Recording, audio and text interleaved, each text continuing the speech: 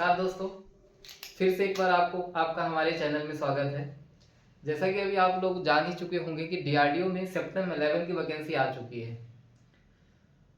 कुछ शायद 203 वैकेंसी जो है वो टेक्नीशियन एक ही लिए है, जिसमें आईटीआई वाले लोग एलिजिबल रहते हैं। जिन बच्चों ने आईटीआई कर रखा होता है, इलेक्ट्रीशियन से, फिटर से या फिर और भी ब्रांचों से, सबकी रहती है।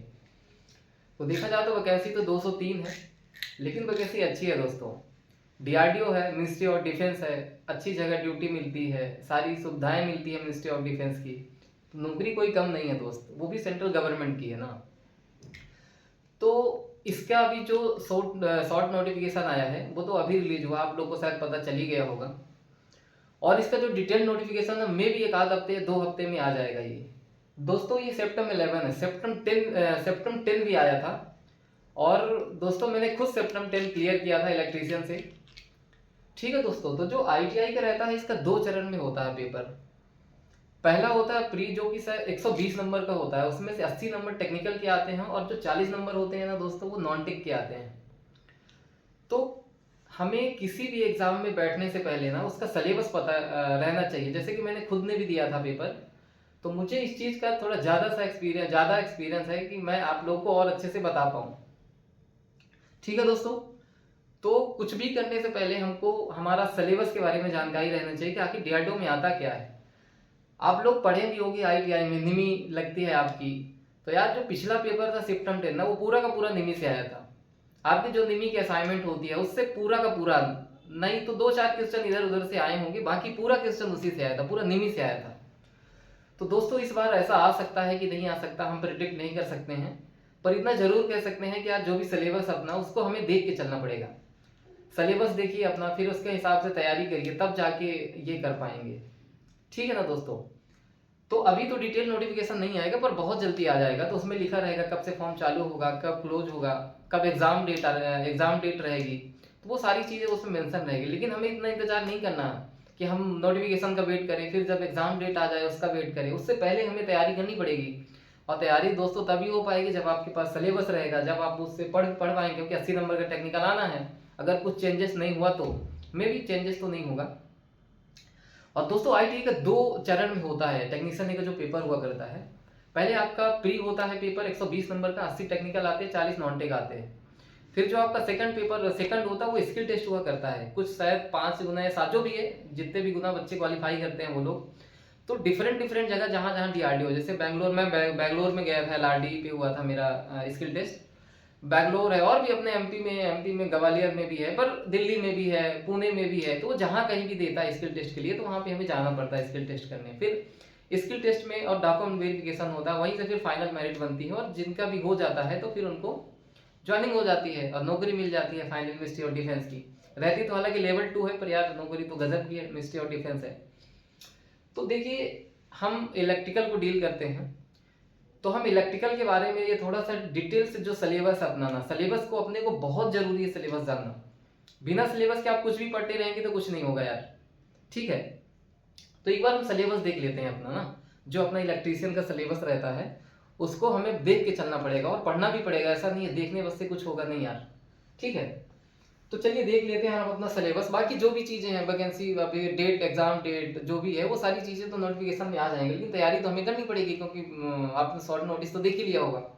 तो आइए हम लोग देख लेते हैं सिलेबस आखिर अपना इलेक्ट्रीशियन का क्या है। ठीक है, देखिए सबसे पहले जो बेसिक चैप्टर आता है अपना, वो आता है safety and health. Safety and health है ना, ये पूरा निमी का ही सिलेबस है। बस मैं आपको एक बार दिखाना चाहता हूँ डिटेल में कि ये सारी चीजें हैं। आप कहीं भी एक बार लिख लीजिएगा, बल्कि इसको लिख के कहीं चिपका लीजिए भाई, क्योंकि इसके बिना आप तो होगा ही नहीं यार। क्योंकि मैं पिछला खुद दिया था मैंने, तो एटलीस्ट इलेक्ट्रिक ड्राइव, ये लास्ट सिलेबस था इसका, तो इलेक्ट्रिक ड्राइव से भी प्रश्न आए थे एक आध दो।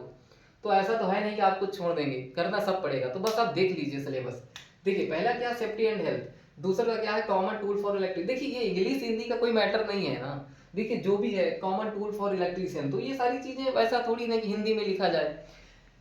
Common tool for electrician, electrician के लिए जो भी कॉमन टूल है, जैसे प्लायर आता है आपका, क्रिम्पिंग टूल्स आते हैं, जो भी सारी चीजें इलेक्ट्रीशियन, नाइफ आता है, उन सारी चीजें के बारे में जानना जरूरी होता है इस चैप्टर के अंदर। फिर आता है इलेक्ट्रिकल सिंबल।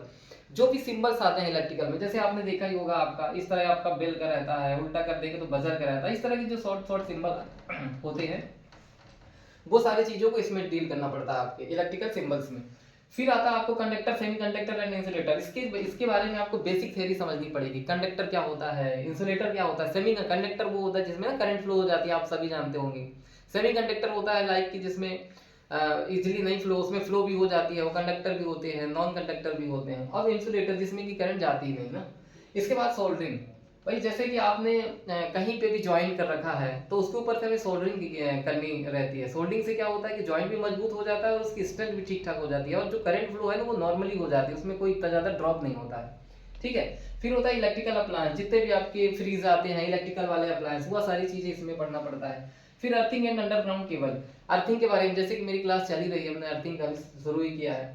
और अर्थिंग के बाद अंडरग्राउंड केबल, ठीक है। इसके बाद केबल एंड जॉइंट, केबल कितने प्रकार की होती है, उसमें जॉइंट कैसे कैसे लगाते हैं अपन। मैरिट जॉइंट होता है, ब्रिटानिया टी जॉइंट होता है ना, कौन सा जॉइंट कहाँ पे यूज होता है, तो हम यहाँ पे उसको देखते हैं। फिर आता है वायरिंग, वायरिंग जो भी है, temporary wiring, permanent wiring, lead wiring, casing capping wiring, जो भी है सब इसमें पढ़ेंगे। फिर इलेक्ट्रिकल एसेसरीज आती हैं, जो भी इलेक्ट्रिकल के सामान आते हैं। फिर डीसी मशीन आती है आपकी। इसके बाद डीसी जनरेटर आता है, फिर आपका अल्टरनेटर आता है, फिर आपका ट्रांसफार्मर आता है ना। फिर सिंगल फेस मोटर आ गई, फिर 3 फेस मोटर आ गई, 3 फेस सिंक्रोनस मशीन आ गई और बाइंडिंग आ गई। तो ये आप देख पा रहे होंगे, ये सारा मशीन है, हम लोग इसको डील करते हैं इलेक्ट्रिकल मशीन के अंदर ना, इलेक्ट्रिकल मशीन। ठीक है। तो ये सब मशीन है, DC machine, DC generator, alternator, transformer, single phase, 3 face machine, फिर सिंक्रोनस मशीन आती है। फिर बाइंडिंग, उसमें जो बाइंडिंग, लैब बाइंडिंग होती है, वेब बाइंडिंग होती है, वो सारी चीजें हम बाइंडिंग में करते हैं। तो आई होप इतना सारा आप समझ पाए होंगे।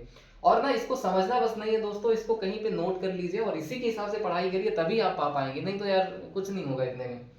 फिर देखिए और अपन चलते हैं, देखिए बेसिक कॉन्सेप्ट है, चार्ज क्या होते हैं, इलेक्ट्रिसिटी क्या होती है, ये सारी चीजें हम बेसिक कॉन्सेप्ट में समझते हैं। फिर आती है आपकी बेसिक इलेक्ट्रिसिटी, रेजिस्टेंस है जो करंट का अपोज करता है, आप लोग जानते ही होंगे। डीसी थ्योरी होती है, ठीक है। इसके बाद आपका कैपेसिटर के बारे में आपको पढ़ना पड़ेगा, इंडक्टर के बारे में पढ़ना पड़ेगा, पॉलीफेज सिस्टम, मतलब ये 3 फेज सिस्टम इसको बोलते हैं, 3 फेज सिस्टम, है ना। आर वाई भी, जिसमें कितने डिग्री का 120 डिग्री का डिस्प्लेसमेंट रहता है ना। ये सारी चीजें पॉलीफेज सिस्टम में पढ़ते हैं। फिर आता है आपका मेन टॉपिक जो कि आता ही आता है, इलेक्ट्रोलिसिस, सेल एंड बैटरी, है ना। सेल एंड बैटरी आपने पढ़ा ही होगा। इलेक्ट्रोलिसिस का प्रिंसिपल उसमें काम करता है, केमिकल डाल के उसमें रिएक्शन होता है तो पॉजिटिव अलग चले जाते हैं, चार्ज नेगेटिव अलग साइड, एनोड कैथोड साइड। और फिर सेल एंड बैटरी, सेल एक होता है, उसमें कई सारे सेल को मिला के अपन बैटरी बना लेते हैं। तो सेल भी कई प्रकार के होता है, आपने पढ़ा होगा, डेनियल सेल और भी जितना, वोल्टाइक सेल शुरू में जो बने थे, ऐसे करके। तो सेल और बैटरी। इसके बाद मैग्नेटिज्म होगा, चुंबकत्व आपको समझना पड़ेगा, चुंबकत्व में बहुत सारी परिभाषाएं आती हैं, वो सारी चीज समझना पड़ेगा। फिर आता है मेजरमेंट एंड इंस्ट्रूमेंट, ठीक है। मेजरमेंट और इंस्ट्रूमेंट, इंस्ट्रूमेंट के द्वारा हम मेजरमेंट करेंगे क्वांटिटी को, उसके बारे में पढ़ना, volt meter, ammeter, watt meter, energy meter, ये सारी चीजें यहाँ पे डील होती हैं। इसके बाद आपका जनरेशन, जनरेशन में कितने प्रकार की जनरेशन प्लांट होती है, थर्मल होता है, हाइड्रो होता है, न्यूक्लियर होता है, विंड पावर वाले होते हैं, कई सारे होते हैं, तो उनको इसमें डील करना रहता है। फिर आता है ट्रांसमिशन एंड डिस्ट्रीब्यूशन, जनरेशन तो हो गई लाइट, अब आपको ट्रांसमिट करना है, कहीं से कहीं तक ले जाना है, फिर वहां से ले जाके गाँवों में डिस्ट्रीब्यूट करना है, तो उसमें वो सारी चीजें ट्रांसमिशन एंड डिस्ट्रीब्यूशन में पढ़ते हैं। फिर आता है आपका corona and skin effect. Corona दोस्तों वो वाला नहीं जो अभी 2020 में लगा था, वो वाला नहीं है। कोरोना ही अपना इलेक्ट्रिशियन का कोरोना है। और स्किन इफेक्ट, स्किन इफेक्ट में क्या होता है, जो करंट होती है ना वायर के ऊपरी पार्ट से जाती है, वो सारी चीजें यहाँ पे समझना रहेगा। फिर आता है रिले एंड सर्किट ब्रेकर, है ना। रिले क्या करता है, किसी भी जहाँ भी फॉल्ट होगा उसको सेंस करके सर्किट ब्रेकर को कमांड दे देता है। सर्किट ब्रेक क्या करता है कि सर्किट क्लोज कर देता है, इससे फॉल्ट नहीं हो पाता, बच ही जाता मोस्टली। फिर एल्यूमिनेशन दोस्तों, एल्यूमिनेशन वही है जहाँ पे आप अभी बैठे होंगे, उजाला होगा, उसी के बारे में एल्यूमिनेशन है। आप एल्यूमिनेशन के बारे में तो रात को देख पाते हैं, जो भी लाइट जलती है उसका सारा सिद्धांत एल्यूमिनेशन में आता है। फिर आता है आपका डिजिटल इलेक्ट्रॉनिक्स, ये दोस्तों आता ही पेपर में, डिजिटल इलेक्ट्रॉनिक। डिजिटल इलेक्ट्रॉनिक वही बाइनरी होता है, डेसिमल होता है, ऑक्टल होता है, हेक्साडेसिमल होता है, वो सारी चीजों को अपन डील करते हैं डिजिटल इलेक्ट्रॉनिक्स में। फिर होता है बेसिक इलेक्ट्रॉनिक्स, बेसिक इलेक्ट्रॉनिक्स में देखते हैं अपन की क्या बोलते हैं कि जैसे डायोड है उसका क्या सिद्धांत होता है, कैसे डायोड बनता है, कैसे पीएन जंक्शन बनते हैं, ये सारी चीजें हम बेसिक इलेक्ट्रॉनिक्स में देखते हैं। फिर देखिए इसी से रिलेटेड डायोड आ जाता है, फिर डायोड से भी आके रेक्टिफायर बना देते हैं। फिर देखिए रेक्टिफायर तो बन जाता है, लेकिन उसमें ना पल्सेटिंग डीसी आती है। तो रेक्टिफायर का काम क्या रहता है, इसी को डीसी में करना है, लेकिन जो रेक्टिफायर भर रहता है ना पल्सेटिंग डीसी में करता है। तो आप फिल्टर लगाते हैं, कई प्रकार के फिल्टर होते हैं, आरसी फिल्टर होता है ना, एलसी फिल्टर होता है, ऐसे करके तो फिल्टर लगा के हमको एकदम प्रीप्योर डीसी सप्लाई मिलती है। इसके बाद ये ट्रांजिस्टर एंड मॉसफेट होते हैं, आपने ट्रांजिस्टर पढ़ा होगा, बीजेटी और मॉसफेट, ये दोनों एक ही प्रकार के, इसलिए एक उसमें रखे रहते हैं, ठीक है। फिर होता है एम्पलीफायर एंड ऑसिलोस्कोप, एम्पलीफायर होता है, एम्पलीफायर है ना, एम्पलीफायर एंड ऑसिलोस्कोप। फिर आपका आता है सीआरओ, कैथोड रे ऑसिलोस्कोप और PCB printed circuit board, IC, इनके बारे में थोड़ा थोड़ा पढ़ना रहता है, ज़्यादा डीपली नहीं जाना रहता है, पेपर में आता है। फिर आता है आपका पावर इलेक्ट्रॉनिक्स। पावर इलेक्ट्रॉनिक्स में आपका एससीआर आता है ना, ट्रायक आते हैं, डायक आते हैं, ये सब पावर इलेक्ट्रॉनिक्स में आते हैं। फिर आपका आता है next converter, inverter and electrical drive, है ना। तो ये सारा आपका पूरा सिलेबस है इलेक्ट्रीशियन थ्योरी का, ठीक है। और अच्छा, ये तो अपना ये हो गया इलेक्ट्रीशियन वाला सिलेबस। अब जो नॉन टेक रहता है ना दोस्तों, नॉन टेक, तो नॉन टेक में क्या आता है, जो 40 नंबर पे आया करता है, तो इसमें तो जीके आता है, ठीक है। इसके बाद मैथ आती है, मैथ, फिर आपकी रीजनिंग आती है, रीजनिंग, और इसमें इंग्लिश भी आती है यार, इसमें इंग्लिश भी आती है। तो ये ऐसा कोई ये नहीं है, आप तो मैथ रीजनिंग और जीके कर ही लेंगे, इंग्लिश भी तो थोड़ा बहुत बन जाती है, पर अपने का 80 नंबर का ये है, ठीक है। पिछली बार कट ऑफ भी दोस्तों जो फाइनली कट ऑफ गई थी वो बहुत ज़्यादा चली गई थी, ठीक है। तो हमें अपना टेक्निकल में भी नंबर अच्छा लाना पड़ेगा, और नॉन टेक भी अपने को देख के चलना पड़ेगा ना। तो मुझे लगता है कि आप लोग सिलेबस जरूर अच्छे से समझ पाए होंगे, और इसी के अकॉर्डिंग पढ़ाई करिए। मैं भी अभी चालू किया हूँ, अपना चल रहा है कि अर्थिंग चल रहा है अभी, इसके बाद और भी टॉपिक आएंगे, और समय भी काफ़ी समय है ना। आप डिटेल नोटिस का वेट मत करिए कब आएगा, आप अभी से इस सारी चीज़ों को नोट करिए प्रॉपर वे में। और कोई हिंदी इंग्लिश का मसला नहीं है यार, इसमें क्या हिंदी क्या इंग्लिश, है ना, वो समझ में तो आती है क्या है क्या नहीं है ना। आप लोग भी वैसे जनरली इंडक्टर ही बोलते हैं कहाँ पे, है ना, तो ऐसा कुछ वो नहीं है, ठीक है दोस्तों। आपको समझ में आया होगा, क्योंकि मैंने खुद भी दे रखा दोस्तों, इसलिए थोड़ा एक्सपीरियंस भी है कि मैं बता पाऊँ कि कैसे आता है। बाकी आप लोगों ने भी, कई सारे लोग ने, हमारे भाइयों कई हमारे दोस्तों ने कई सारे दे रखा था, उनको भी एक्सपीरियंस है कि हाँ वाकिंग पेपर यहाँ से आता है, ठीक है। तो दोस्तों ये सिलेबस रहा अपना, इसको अच्छे से करिए, ठीक है दोस्तों। चलिए मिलते हैं नेक्स्ट वीडियो में, थैंक यू।